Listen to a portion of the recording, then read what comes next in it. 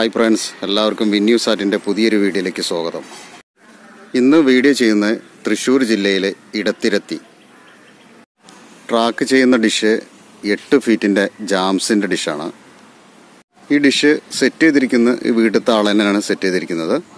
ഞാൻ direction Intelsat 1766 degree track ചെയ്യാനാണ് വന്നിരിക്കുന്നത്. അവർ ഡിഷ് സെറ്റ് ചെയ്തപ്പം ചെറുതായിട്ട് ബെൻഡ് വന്നിരുന്നു. അതുകൊണ്ടാണ് അവർക്ക് പൂർണ്ണമായിട്ടും 66 ചാനൽ കിട്ടാതെ വന്നിരിക്കുന്നത്. അങ്ങനെയാണ് എന്നെ വിളിച്ചത്. അപ്പോൾ ബെൻഡൊക്കെ തീർത്ത് സെറ്റ് ചെയ്ത് വെച്ചിട്ടുണ്ട്. ജാംസ് ഡിഷിൻ്റെ കൂടെ വരുന്ന സ്റ്റാൻഡാണത്. ഈ സ്റ്റാൻഡ് ഇവർ ഒഴിവാക്കിയിട്ട് നല്ല രീതിയിൽ ഒരു സ്റ്റാൻഡ് ഉണ്ടാക്കിയിട്ടുണ്ട്.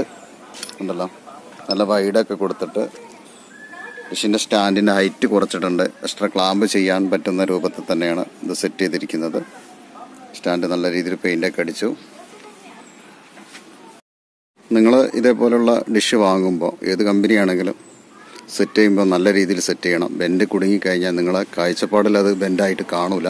പക്ഷെ നമ്മൾ ട്രാക്ക് ചെയ്യുമ്പോൾ അതിൻ്റെ ആ ബെൻഡ് മനസ്സിലാക്കാൻ പറ്റുക. നല്ല രീതിയിൽ സെറ്റ് ചെയ്ത് കഴിഞ്ഞാൽ നല്ല റിസൾട്ട് നമുക്ക് കിട്ടും.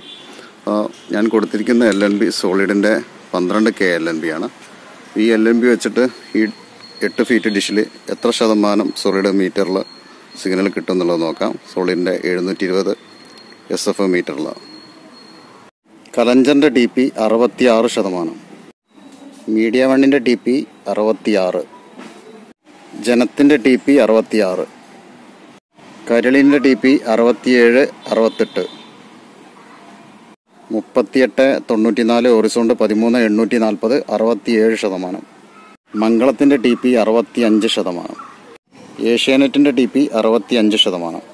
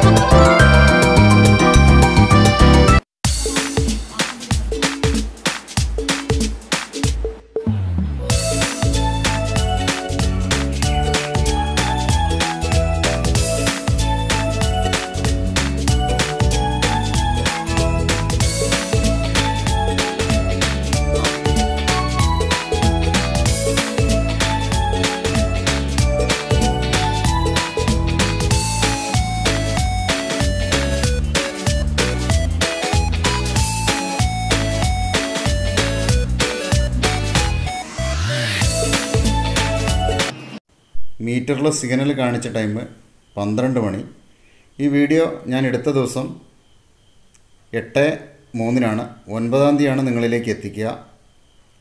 ഈ വീഡിയോൻ്റെ തുടക്കത്തിൽ ഞാൻ പറഞ്ഞിരുന്നു ഡിഷിൻ്റെ ബെൻഡിൻ്റെ കാര്യം. പുതിയതായിട്ട് സെറ്റ് ചെയ്യുന്ന ആളുകൾ അറിയുന്ന ആളുകളോട് ചോദിച്ച് മനസ്സിലാക്കിയിട്ട് വേണം പുതിയതായിട്ട് ഡിഷ് വാങ്ങി സെറ്റ് ചെയ്യുമ്പോൾ. എന്നാൽ ഇതേപോലെയുള്ള പ്രശ്നങ്ങളൊന്നും വരില്ല. നിങ്ങൾക്ക് തന്നെ സെറ്റ് ചെയ്യാം. നല്ല രീതിയിലുള്ള റിസൾട്ട് കിട്ടും. പുതിയൊരു വീഡിയോയുമായിട്ട് നമുക്ക് വീണ്ടും കാണാം.